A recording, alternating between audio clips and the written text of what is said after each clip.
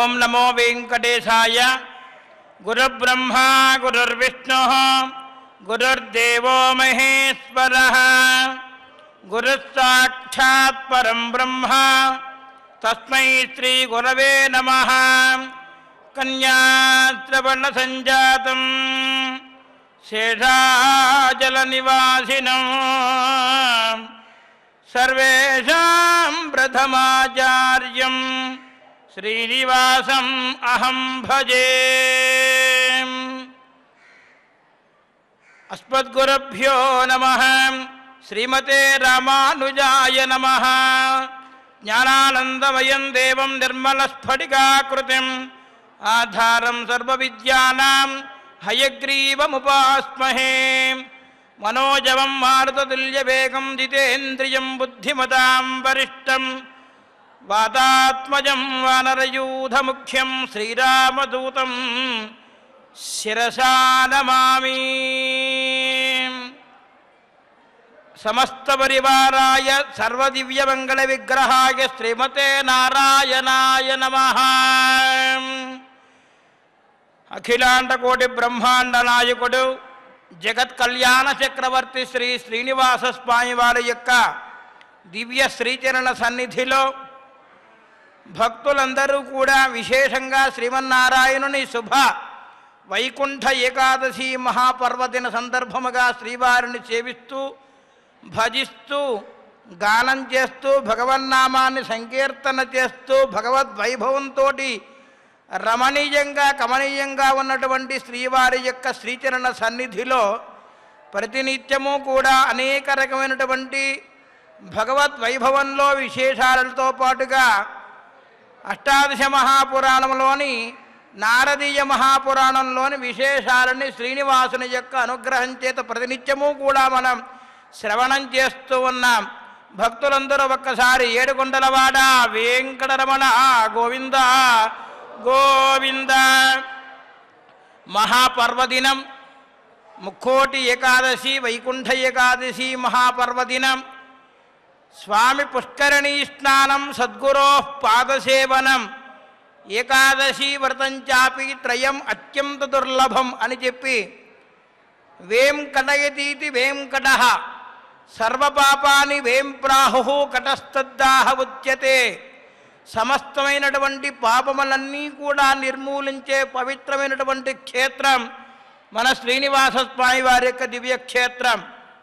ఈ క్షేత్రంలో స్వామి పుష్కరణీ స్నానం ప్రతినిత్యము కూడా స్వామివారి యొక్క శ్రీచరణ పుష్కరిణి స్వామివారికి ఈశాన్య భాగంలో ఉత్తర భాగంలో ఉన్నటువంటి స్వామి పుష్కరిణిలో స్నానమాచరించడం, అలాగే భగవద్వైభవం కూర్చి భగవతత్వం కూర్చి నడవడికతోటి ఏర్పాటు చేసినటువంటి సద్గురువుని సేవించడం, అలాగే ఏకాదశి వ్రతాన్ని ఆచరించడం, ఈ మూడు కూడా పరమ దుర్లభమైనటువంటివి మనకి అని చెప్పి శాస్త్రం చెబుతోంది. కావున వైకుంఠ ఏకాదశి మహాపర్వదిన సందర్భముగా మనందరం కూడా శ్రీవారి యొక్క పుష్కరిణిలో భక్తి అయినటువంటి భావంతో స్నానమాచరిస్తూ ఉన్నాం.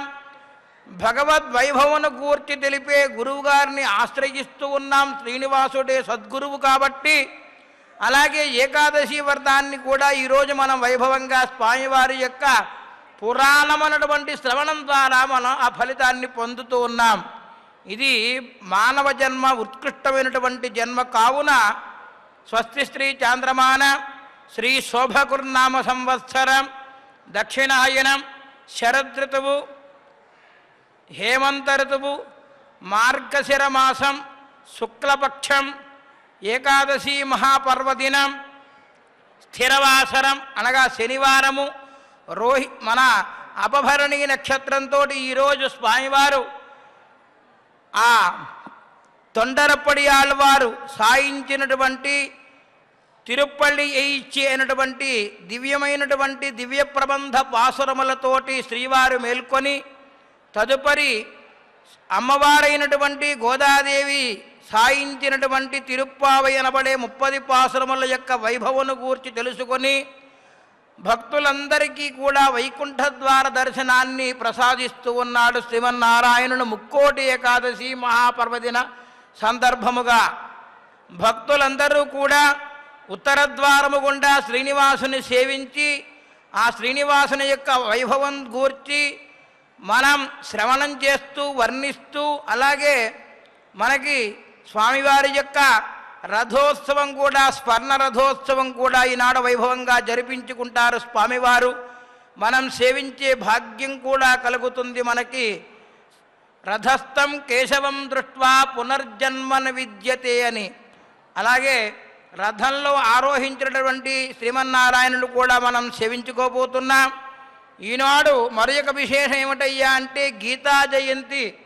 భగవద్గీత సారాన్నంతా కూడా కృష్ణ పరమాత్మ ఆ అర్జునుల వారి నెపంతో మనందరికీ కూడా అందించారు. 18 అధ్యాయములుగా అర్జున విషాద యోగం నుండి ప్రారంభించి 18 అధ్యాయములుగా ఆ భక్తుడైనటువంటి అర్జునుల వారు స్వామివారిని అసోత్యానన్వసోచత్వం ప్రజ్ఞావాదాంశ్చ భాషసే అంటూ అనేక రకమైనటువంటి నకాంక్షే విజయం కృష్ణ నచ రాజ్యం సుఖానిచ కిం నో రాజ్యేన గోవింద కిం భోగైర్జీవితేన వా అంటారు కృష్ణ పరమాత్మతోటి సాక్షాత్తు అర్జునుల వారు.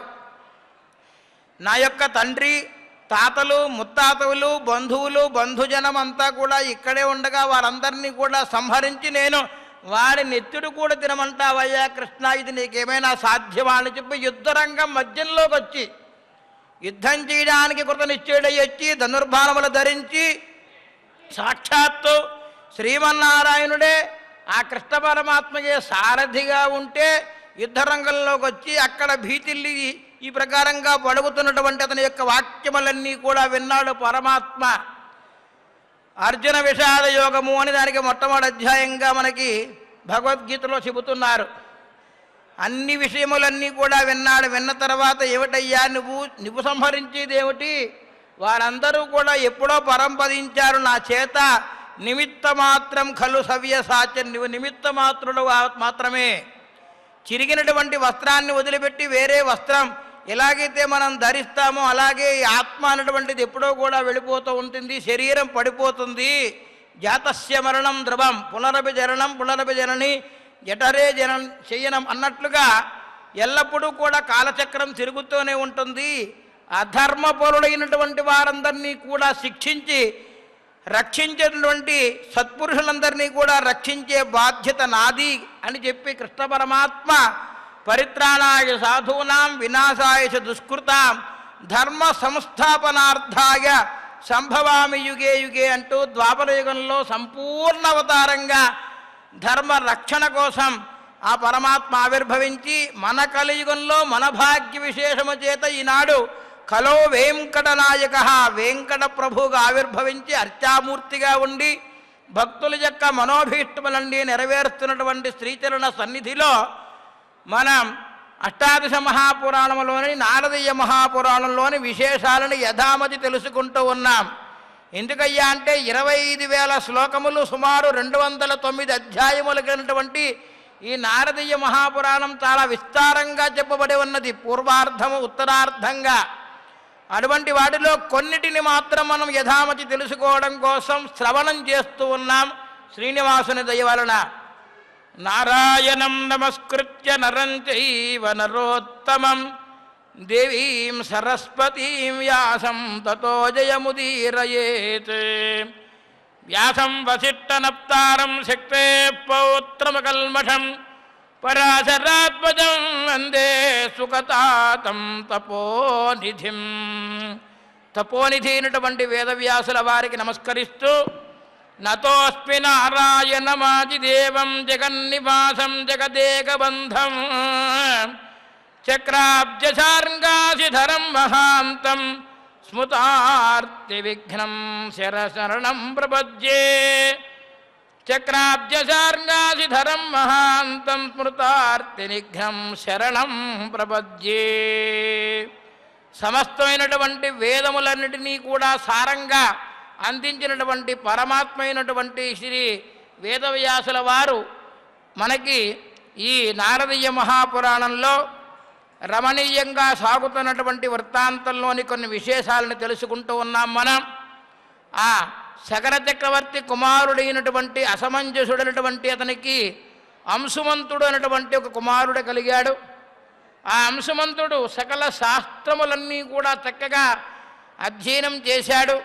తన తాతగారి వద్ద చక్కగా విద్యాభ్యాసమంతా కూడా పూర్తి చేసుకొని సమస్త విద్యలలో కూడా నేర్పుగా ఉంటూ ధర్మబద్ధంగా ఉంటూ ధర్మాత్ముడుగా జీవనయానం సాగిస్తూ పైగా గుణవంతుడుగా ఉన్నాడు.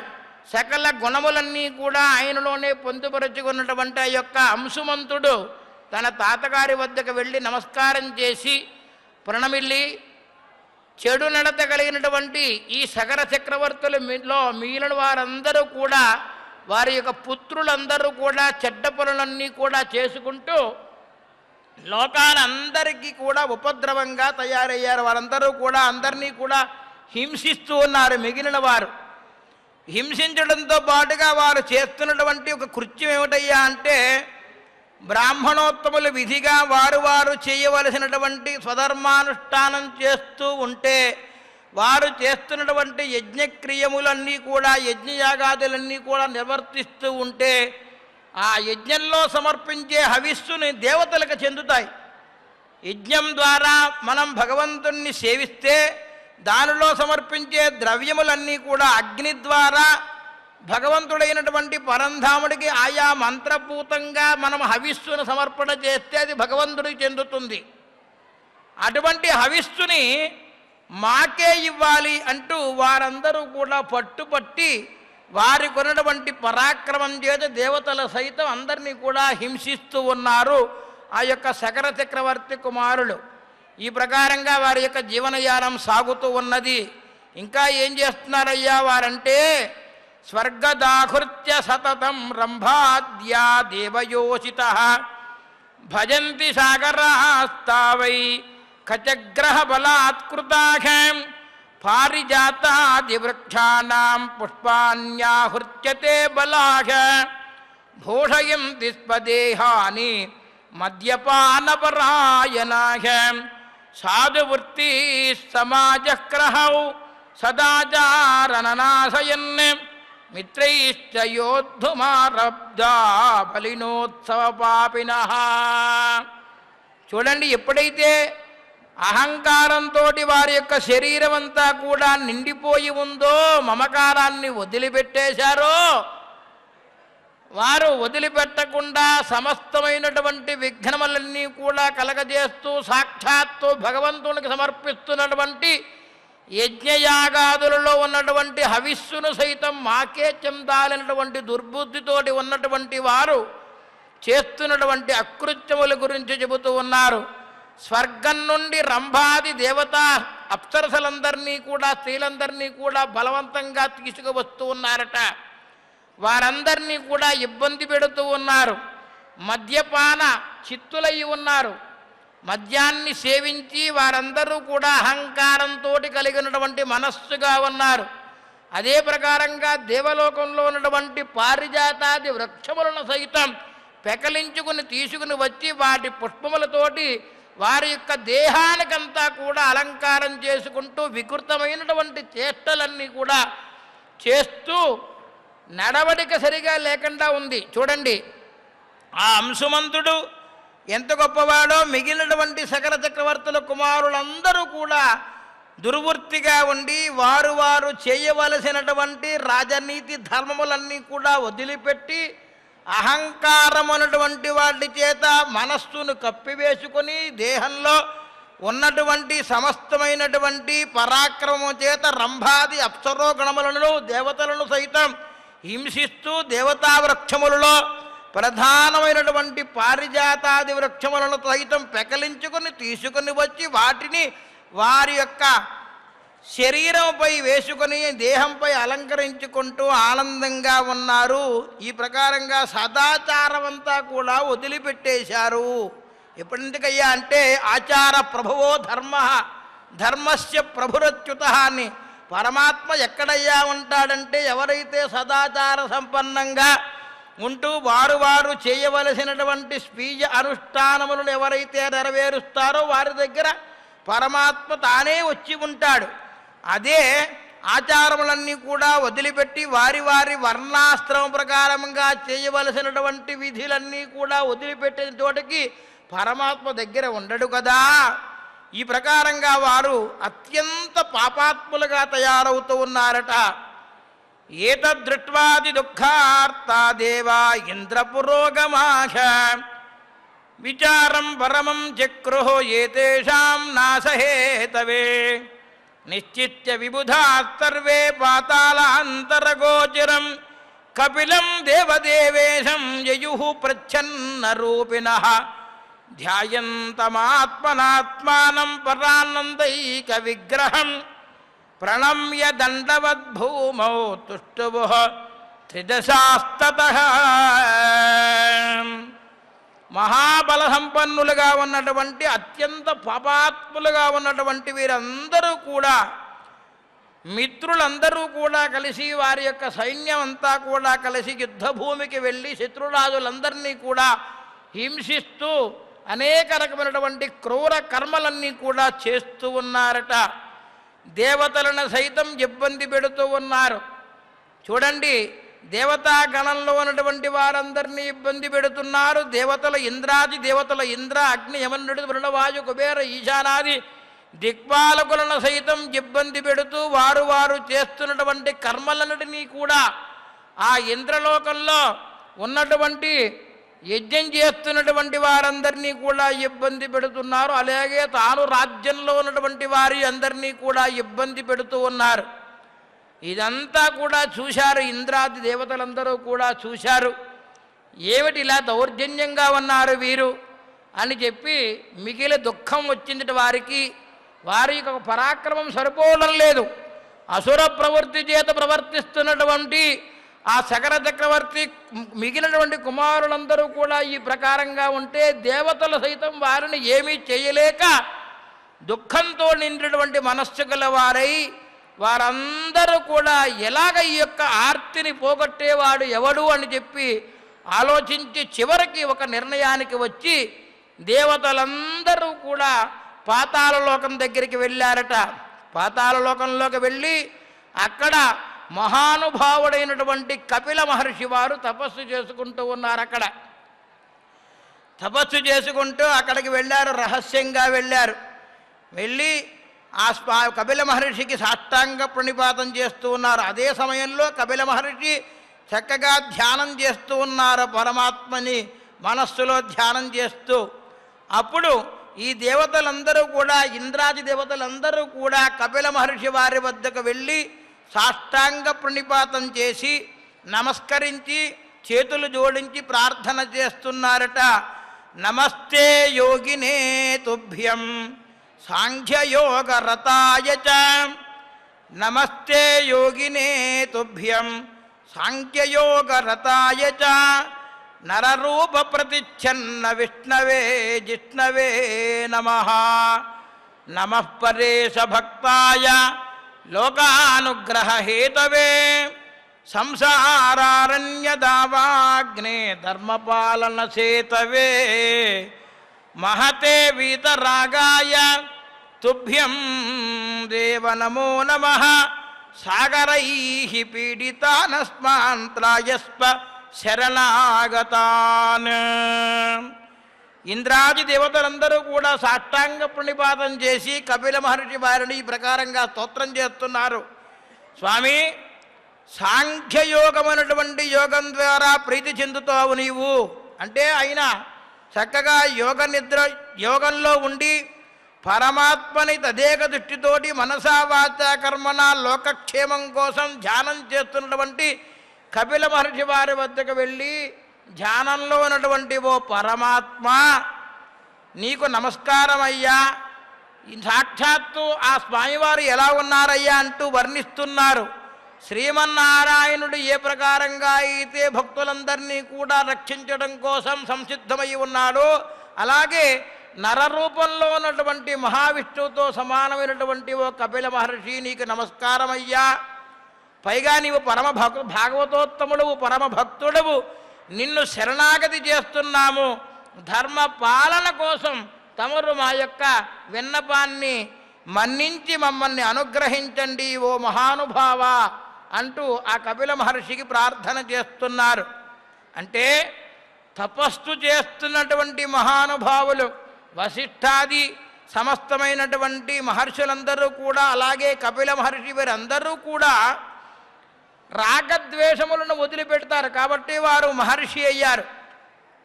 భక్తితోటి పరమాత్మని సేవిస్తూ రాగము అన్నటువంటి దాన్ని, ద్వేషములని రెండిటినీ కూడా వదిలిపెట్టాలి.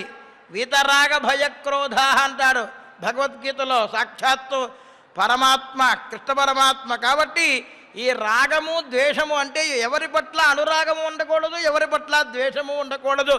సమదుఃఖ సుఖక్షమి, ఎప్పుడూ కూడా అందరి పట్ల కూడా శీతోష్ణ సమదుఃఖేషు సమస్తంగ వివర్జిత అన్నట్లుగా శీతోష్ణముల ఎందురు రెండిటి ఎందును కూడా సమానమైనటువంటి దృష్టి కలిగినటువంటి ఓ మహాత్మా, మీ వారికి మహాత్ములకు ఉన్నటువంటి ప్రత్యేకమైనటువంటి లక్షణం ఏమిటయ్యా అంటే రాగద్వేషముల రెండిటిని కూడా వదిలిపెడతారు. కాబట్టి వారు మహానుభావులు, మహర్షులయ్యారు. అటువంటి రాగద్వేషములను వదిలిపెట్టినటువంటి మహాత్మా, మీకు శిరస్సు వంచి పాదాభివందనం చేస్తున్నాను, మీకు నమస్కారం అయ్యా. మహతే వీతరాగాయ తుభ్యం దేవ నమో నమః, సాగరై పీడిత నస్మాంత్రాయస్వ శరణాగతానే. ఓ స్వామి, మీకు తెలియందేమీ లేదు అంటూ కపిల మహర్షి వారిని ప్రార్థన చేస్తూ, సగర చక్రవర్తి గారి యొక్క కుమారులందరూ కూడా మమ్మల్ని అనేక రకమైనటువంటి ఇబ్బందులను గురి చేస్తున్నారు, దేవతాగణాలంతా కూడా విధ్వంసం చేస్తున్నారు, పారిజాతాది సమస్తమైనటువంటి వృక్షములతో పాటుగా మమ్ములను మా యొక్క అధీనంలో ఉన్నటువంటి స్త్రీ గణమునందటినీ కూడా అనేక రకమైనటువంటి ఇబ్బంది చేస్తూ మహర్షులు చేస్తున్నటువంటి యజ్ఞయాగాదులన్నిటినీ కూడా విధ్వంసం చేస్తున్నటువంటి సగర చక్రవర్తుల యొక్క కుమారుల నుండి మమ్మల్ని రక్షించవయ్యా, నీవు తప్ప మాకు వేరే శరణు లేదు. సాక్షాత్తు పరంధాముడైనటువంటి ఆ పరమాత్మ అంశతో ఉన్నటువంటి కపిల మహర్షి మీకు నమస్కారం అంటూ ప్రార్థన చేస్తున్నటువంటి వారిని చూసి ఈ ప్రకారంగా అంటున్నారు మహర్షి. కపిలమువాచ ఏతు నాశమిహేచ్ఛంతి యశోబలధనాయుషాం తయేవ లోకాన్ బాధంతే నాత్రాశ్చర్యం సురోత్తమాఘ. ఎస్తు బాధితుమిచ్చేత జనాన్ నిరపరాధినః తం విద్యాత్ సర్వలోకేషు పాతభోగరతం సురః. కర్మణా మనసా వాచా యస్మన్యాన్ బాధితే సదా తం హంతి దైవమేవాసు నాత్ర కార్యా విచారణ. అల్పైరహోభిః ఏవైతే నాశమేష్యంతి సాగరాః ఇత్యుక్తే మునినా తేన కపిలేన మహాత్మనా ప్రణమ్యతం యథా న్యాయం గతానాకం దివౌకశః. వెంటనే కపిల మహర్షి వారు ఈ ప్రకారంగా చెబుతున్నారు ఓదారుస్తూ, సురోత్తములారా, మీరు ఏమీ బాధపడకండి. మీ యొక్క కీర్తి కానీ, బలము కానీ, ధనము కానీ, ఆయుష్ను కానీ నశింపజేసేవారు ఎవ్వరూ లేరు. వారందరూ కూడా మిమ్మల్ని ఇబ్బంది పెడుతున్నారన్నటువంటి విషయాన్ని నేను గ్రహించాను. ఎందుకయ్యా అంటే అనేక రకమైనటువంటి సంపద ఎప్పుడు కలుగుతుందో, బాహుబలం ఎప్పుడు కలుగుతుందో, అంటే విపరీతమైనటువంటి ధన సంపద బాగా ఉందనుకోండి, అప్పుడు అహంకారం చేత అందరినీ ఇబ్బంది పెడుతూ ఉంటారు. ప్రజాపాలన తత్పర, ప్రజలందరినీ కూడా చక్కగా పరిపాలించవలసినటువంటి ఆ సగర చక్రవర్తి యొక్క కుమారులు వారు మద గర్వం చేత కీర్తిని పొంది, అలాగే బలంతో ధనముతోటి వీరందరూ కూడా హింసిస్తూ ఉంటారు కదా. ఆ విషయాన్ని నేను గ్రహించాను. దీనికి మీరు ఆశ్చర్యపడవలసినటువంటి అవసరం లేదు. ఎందుకయ్యా అంటే ఎప్పుడైతే ధనం బాగా వస్తుందో తద్వారా 10 మందికి ఉపయోగకరంగా వాటిని దానం చేసి యజ్ఞయాగాది కార్యక్రమాలు చేసి తాను సంసారంతో పాటు ఉంటూనే జీవనయానాన్ని గడుపుతూ భగవంతుణ్ణి సేవిస్తున్నటువంటి వారి పట్ల నేను ఎప్పుడూ కూడా భగవంతుడి విశ్వాసంగానే ఉంటాడు. అయినప్పటికీ కూడా వీరు ధనము అన్నటువంటి గర్వం చేత, విపరీతమైనటువంటి ధనముందనటువంటి అహంకారం చేత వీరు విర్రవీగుతూ ఉన్నారు. అది లోకంలో సహజమే కదా. ఇంద్రాది దేవతలారా, ఇక అలాగే మహాబల పరాక్రమంతో ఉన్నటువంటి వారు మదమాశ్చర్యంతో ఉంటారు. కొంతమంది బాగా బలపరాక్రమంతో ఉన్నటువంటి వారు బలహీనులను ఇబ్బంది పెట్టడం అది లోక సహజమైపోయింది. దాని గురించి మీరు చింతించకండి. వారి యొక్క ఆయుష్ సంపూర్ణంగా ఉంటుంది అని మీరు అనుకోకండి. భగవంతుడున్నాడు, పరంధాముడున్నాడు, మీరు చింతించకండి అంటూ వారిని ఓదారుస్తూ కపిల మహర్షి వారికి అనేక రకమైనటువంటి విషయాలన్నిటినీ కూడా మనకి దైవం ఉన్నాడు, దైవం త్వరలోనే మిమ్మల్ని అందరినీ కూడా అనుగ్రహింపజేస్తాడు అని చెప్పి మహర్షులందరికీ కూడా ఆ అధినాయకుడైనటువంటి శ్రీమన్నారాయణుడు మిమ్మల్ని అందరినీ కూడా రక్షిస్తాడు అని చెప్పి ఆ కపిల మహర్షి సకరపుత్రులు చేస్తున్నటువంటి దుష్కృత్యములన్నీ కూడా నేను గ్రహించాను, వారికి త్వరలో నాశనం కలుగుతుంది. ఎందుకయ్యా అంటే ఇతరులను ఎప్పుడైతే బాధించడానికి ప్రయత్నం చేశాడో వాళ్ళు ఆ క్షణములకు వెర్రవీగి తన యొక్క పరాక్రమాన్ని చాటుకున్నప్పటికీ కూడా అది అహంకారం ఎప్పుడైతే తొలగిపోతుందో భగవంతుని అనుగ్రహం కలుగుతుంది. కానీ అహంకారం విపరీతమైపోతే అది నాశనమునకు హేతు అవుతుంది కదా. కాబట్టి ఓ దేవతలారా మీరు చింతించకండి అని చెప్పి వారందరినీ కూడా ఊరడిస్తూ ఉన్నారు కపిల మహర్షి. ఈ విషయంలో విచారించవలసినటువంటి పని మీకేమీ లేదు. కొద్ది రోజులలోనే సకరపుత్రులు అందరూ కూడా నశిస్తారు అని చెప్పి సాక్షాత్తు కపిల మహర్షి దేవతలందరికీ కూడా అనుగ్రహింపజేశారు. దేవతలందరూ కూడా నమస్కారం చేసి ఈ అహంకారము అనేటువంటిది ఎప్పుడు వీళ్ళకి వదులుతుందా అని చెప్పి ఎదురు చూస్తూ భగవంతుడైనటువంటి పరంధాముణ్ణి స్తోత్రం చేస్తూ ఉన్నారు. అనేక రకమైనటువంటి విధంగా చేస్తూ ఇక స్వర్గానికి వెళ్ళారు. అక్కడ ఉన్నటువంటి దేవతాగణమంతా కూడా పాతాళలోకంలో కపిల మహర్షిని సేవించి మరిన్ని విశేషాలని నారదీయ మహాపురాణంలో అనేక రకమైనటువంటి విషయాలున్నాయి మనకి. అదే ప్రకారంగా ఈ మార్గశిర మాసంలో పౌర్ణమి నాడు ఆచరించవలసినటువంటి లక్ష్మీనారాయణ వ్రతం అనేటువంటి వ్రతం కూడా ఉంది.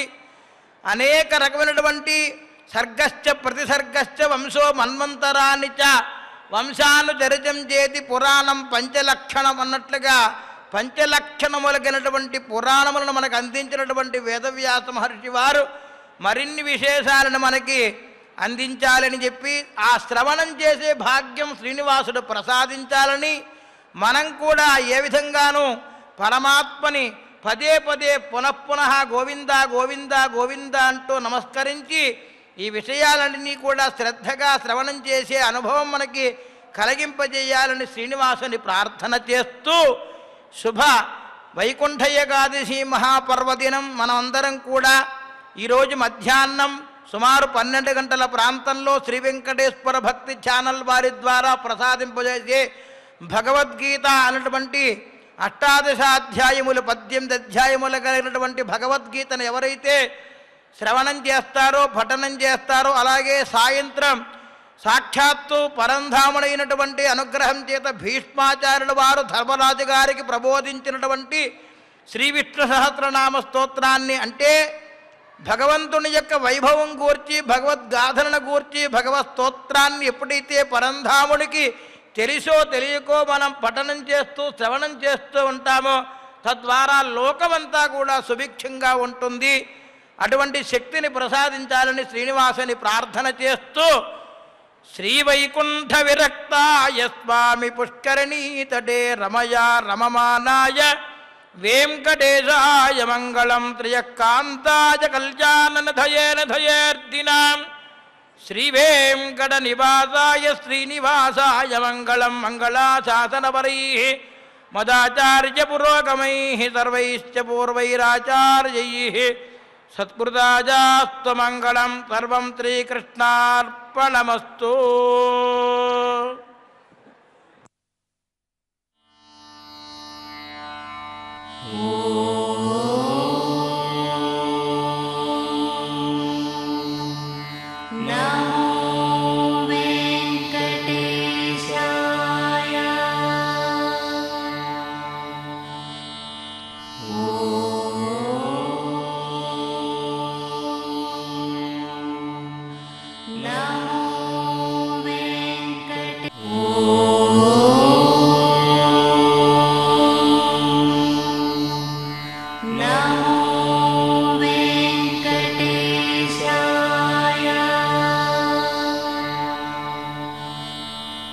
ఓ